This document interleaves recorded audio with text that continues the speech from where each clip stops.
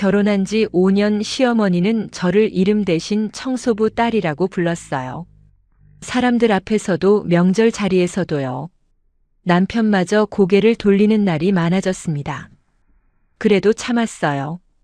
그런데 어느 날 낯선 여자가 시댁 거실에 나타났어요. 눈에 눈물을 가득 담은 채 저만 바라보고 있었습니다. 본 영상은 감동적인 사연을 가상으로 표현한 작품입니다. 무료로 할 수 있는 구독과 좋아요를 눌러주시면 영상을 만드는데 힘이 됩니다. 시작하기 전에 어느 지역에서 듣고 계신지 댓글로 알려주시면 그곳으로 행복을 보내드리겠습니다. 이야기 시작하겠습니다. 안녕하세요. 저는 한지수, 올해 32살이에요. 여러분은 혹시 듣기 싫은 말을 매일 들으면서도 웃어야 했던 적이 있나요? 아침에 눈을 뜨면 오늘은 또 무슨 말을 들을까 걱정부터 하고 정성껏 밥을 차려도 반찬이 마음에 안 든다는 핀잔을 듣고 거실 구석구석 청소를 해도 먼지가 남았다며 한숨 소리를 듣는 삶이요.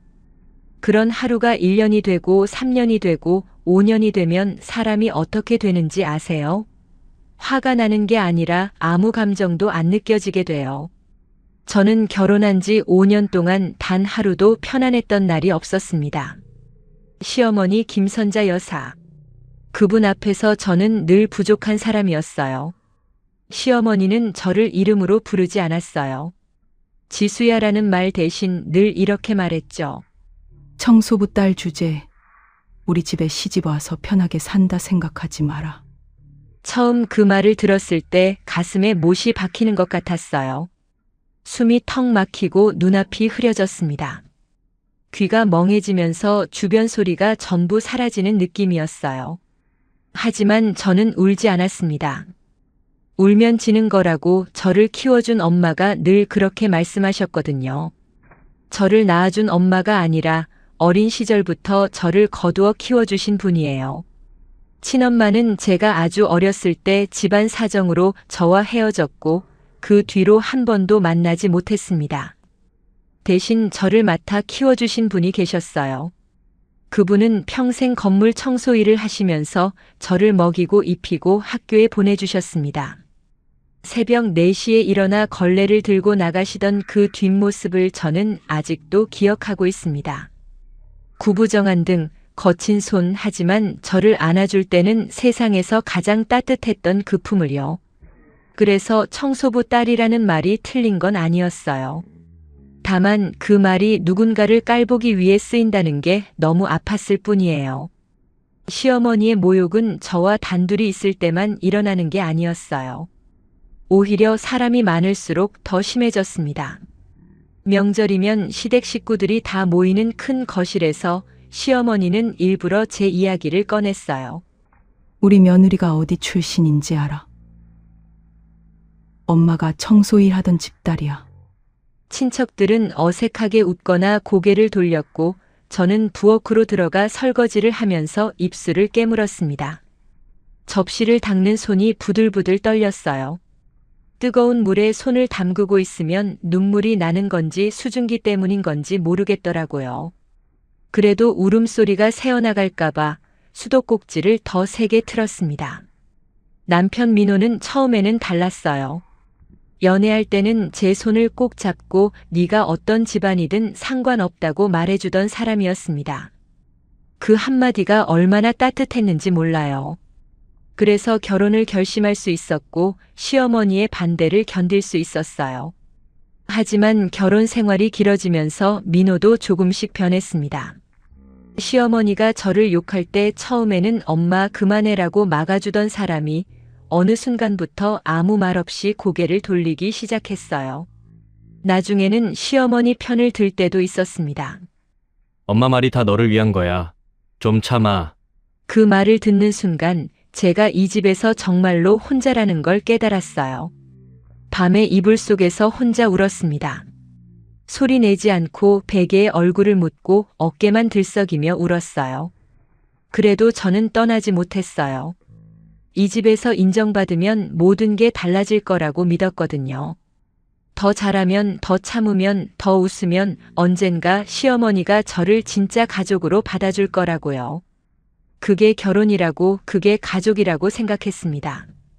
버티면 언젠가 봄이 올 거라고, 저를 키워주신 엄마처럼 묵묵히 견디면 된다고 믿었어요.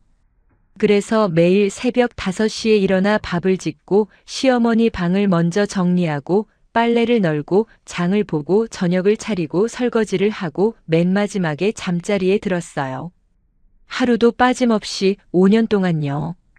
손가락 마디가 굵어지고 허리가 아파와도 내색하지 않았습니다.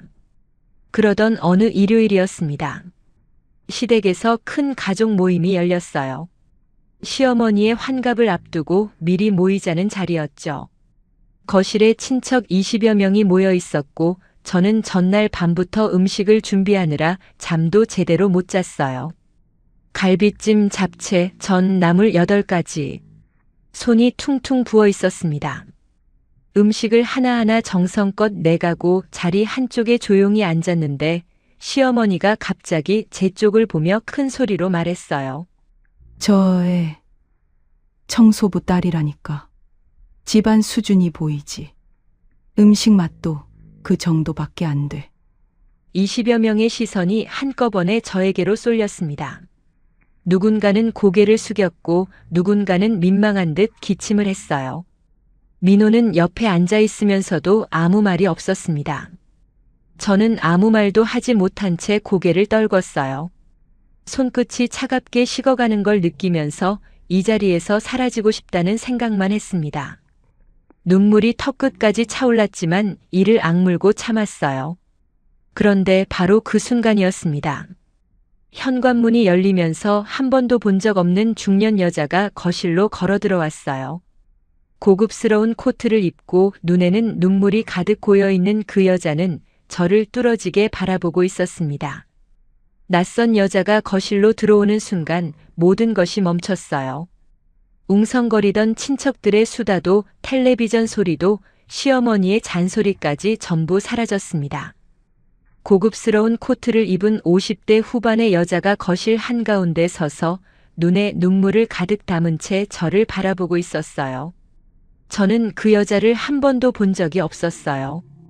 그런데 이상하게도 그 눈빛이 낯설지가 않았습니다. 마치 아주 오래전에 잊어버린 꿈속에서 만났던 사람처럼 모르는데 아는 것 같은 이상한 감정이 밀려왔어요. 시어머니가 먼저 입을 열었어요. 누구세요? 갑자기 남의 집에 들어오시면 어떡해요? 하지만 그 여자는 시어머니를 보지도 않았어요. 오직 저만 바라보고 있었습니다. 입술이 파르르 떨리더니 무언가를 말하려는 듯 입을 열었다가 다시 닫았어요. 눈물이 볼을 타고 흘러내리는데도 닿지 않았습니다. 그 순간 저는 알 수 없는 감정에 휩싸였어요. 가슴 깊은 곳에서 뭔가가 출렁이는 느낌이었습니다. 그 여자가 왜 우는지, 왜 저를 그렇게 바라보는지 전혀 모르면서도 저도 모르게 눈시울이 뜨거워졌어요. 그런데 그 이야기를 하기 전에 제가 왜 이 집에서 그토록 오래 참을 수 있었는지 먼저 말씀드려야 할 것 같아요. 저를 키워주신 엄마, 저는 그분을 큰엄마라고 불렀어요. 큰엄마는 제가 4살 때 저를 맡아주셨습니다. 친엄마가 어떤 사정으로 저를 두고 떠났는지 큰엄마는 자세히 말해주시지 않았어요. 제가 물어볼 때마다 눈을 피하시면서 네 엄마가 너를 버린 게 아니다. 사정이 있었던 거다라는 말만 조용히 반복하셨죠. 어린 저는 그 말의 뜻을 이해하지 못했어요. 그저 엄마가 없다는 사실이 슬펐고 유치원에서 다른 아이들이 엄마라고 부르는 걸 볼 때마다 목이 메었습니다. 하지만 큰엄마의 품이 따뜻해서 그 안에 안기면 괜찮았어요. 큰엄마는 서울의 큰 오피스 빌딩 몇 곳에서 청소 일을 하셨어요. 새벽 4시에 나가서 밤 8시에 돌아오는 날이 대부분이었죠. 때로는 밤 10시가 넘어서야 돌아오실 때도 있었어요. 돌아오시면 손이 빨갛게 부어 있었고 세제 때문에 갈라진 손가락 사이로 피가 맺혀 있을 때도 있었습니다. 허리가 아파서 제대로 펴지지도 못하시면서 그래도 저를 보면 웃으셨어요. 주머니에서 편의점 삼각김밥을 꺼내주시면서 지수야, 오늘 학교에서 뭐 배웠어? 하고 물으시던 그 목소리가 아직도 귓가에 남아 있습니다. 제가 맛있게 먹는 걸 보면서 당신은 물만 드시던 큰엄마. 그 모습을 저는 잊을 수가 없어요. 큰엄마 덕분에 저는 고등학교까지 마칠 수 있었어요. 학비가 밀릴 때마다 큰엄마는 야간 청소일까지 나가시면서 돈을 마련해 주셨습니다. 대학은 가지 못했지만 큰엄마는 졸업식 날 저를 앉혀놓고 이렇게 말씀하셨어요. 지수야, 공부만이 전부가 아니야. 착하게 살고 성실하게 살면 세상이 너를 알아봐 줄 거다.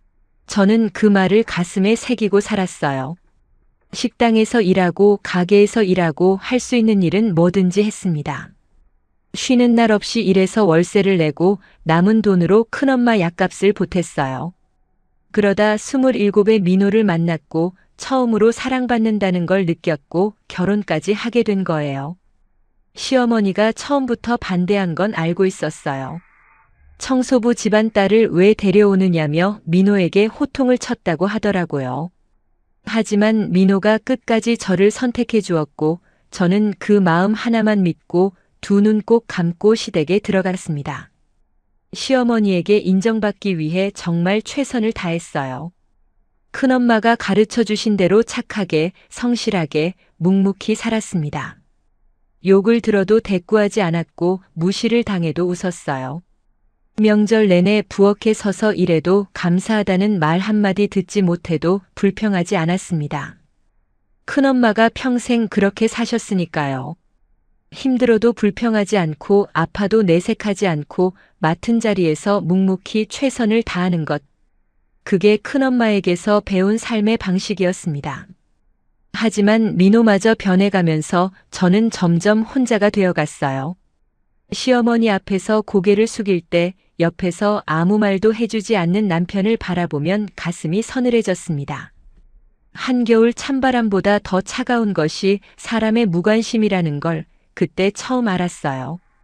이 집에서 제 편은 아무도 없구나 하는 생각이 들 때면 큰엄마의 거친 손이 떠올랐어요.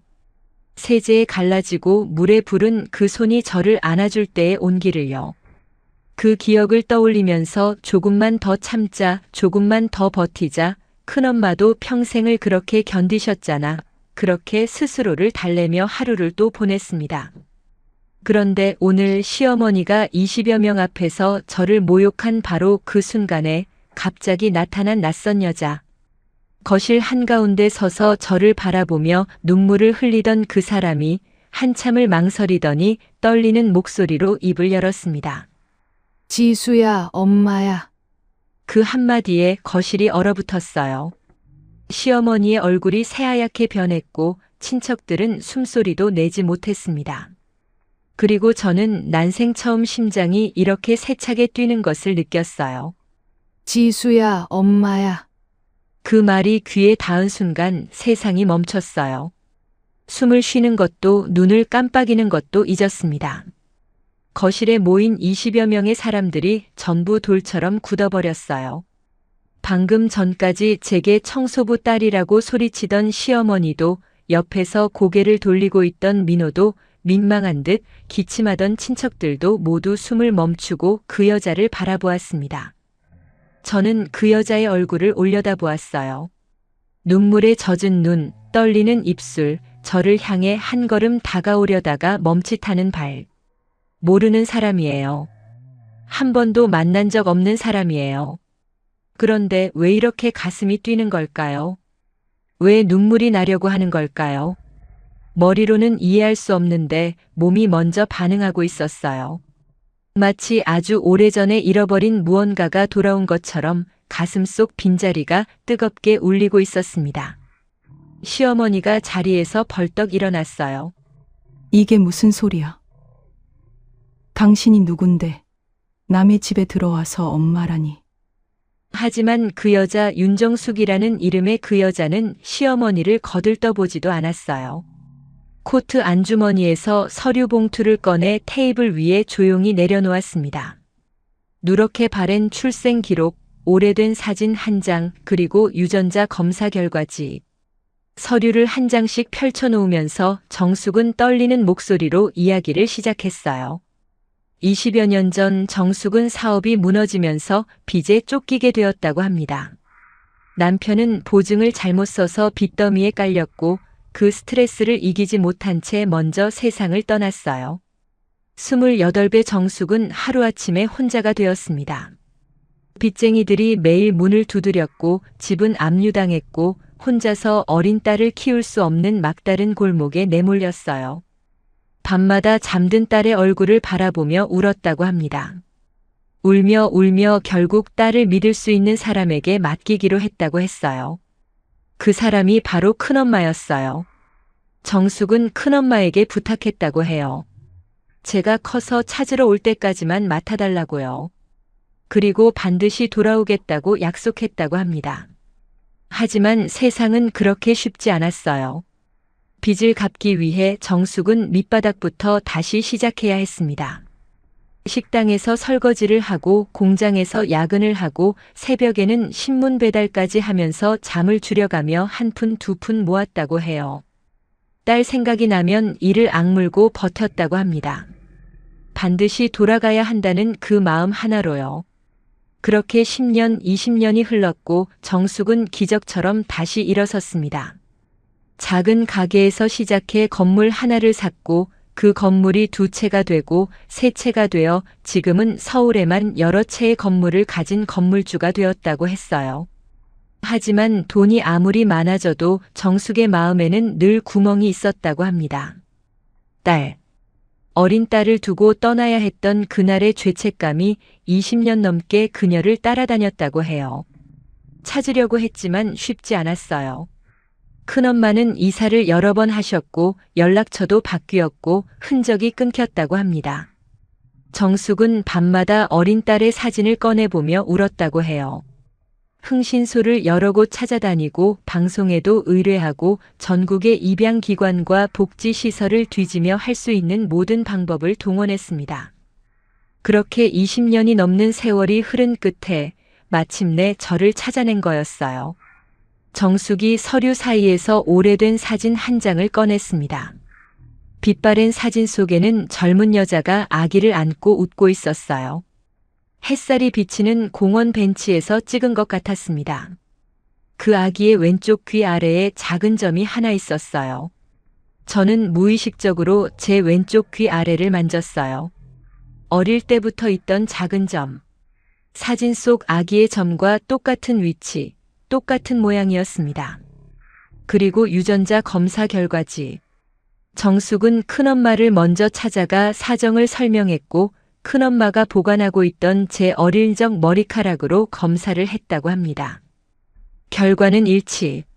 모녀 관계가 확인된 거예요. 거실이 술렁였어요. 친척들이 수군거리기 시작했고 어떤 사람은 놀란 눈으로 저와 정숙을 번갈아 바라보았습니다. 시어머니의 얼굴에서 핏기가 완전히 빠져나갔어요.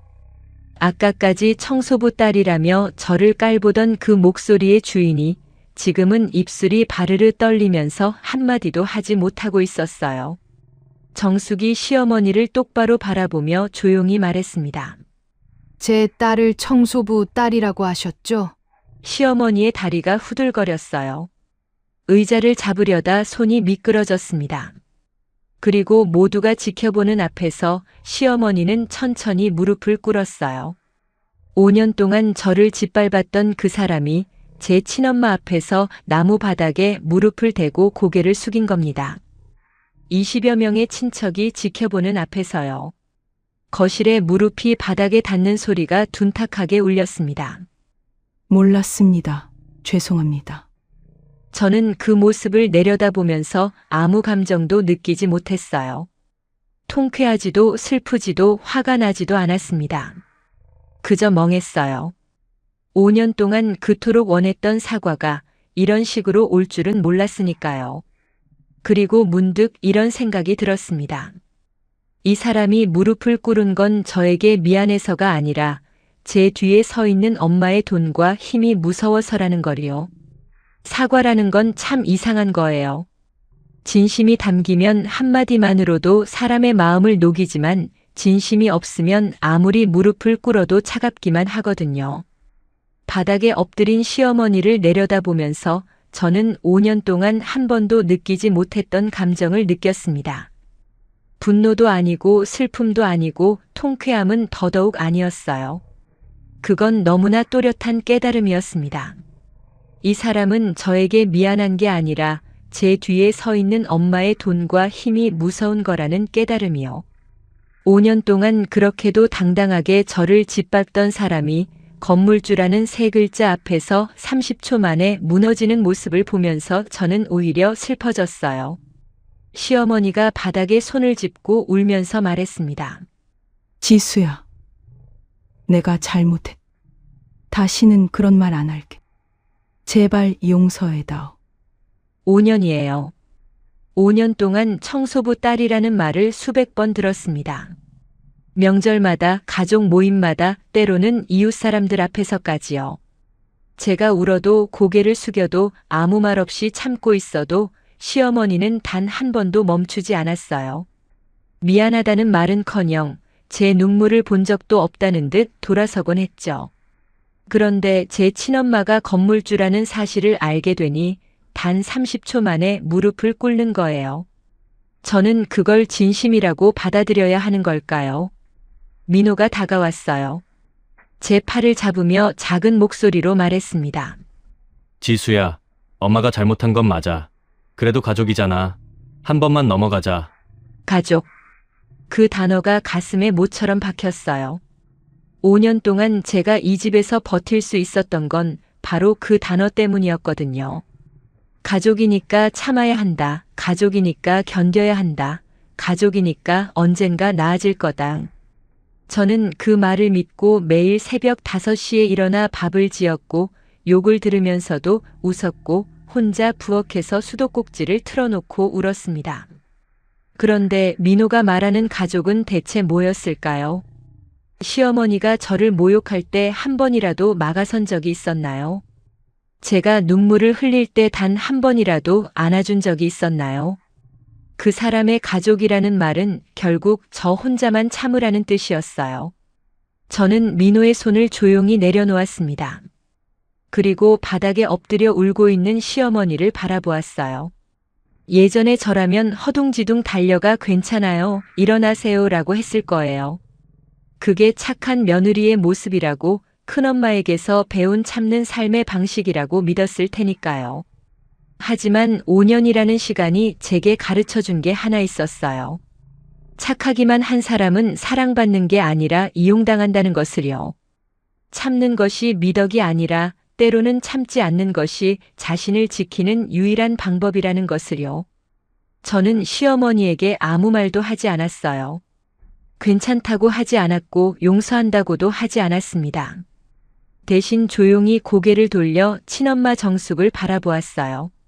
엄마는 아직도 눈물을 흘리고 있었지만 저를 바라보는 눈빛만큼은 따뜻하고 단단했습니다. 20여 년을 헤매며 저를 찾아다닌 사람.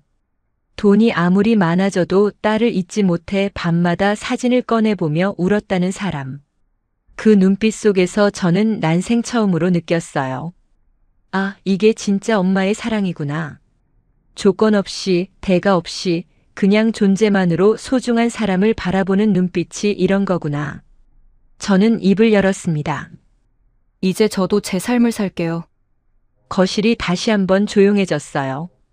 시어머니가 고개를 들어 저를 올려다보았고 민호의 얼굴이 하얗게 변했습니다. 저는 방으로 들어가 미리 싸두었던 가방 하나를 들고 나왔어요. 큰 가방이 아니었습니다. 5년 동안 이 집에서 살았지만 진짜 제 것이라고 할 수 있는 건 그 작은 가방 하나에 다 들어갔어요. 그게 이 집에서 제 존재의 크기였습니다. 민호가 뒤늦게 현관으로 달려왔어요. 지수야, 가지마.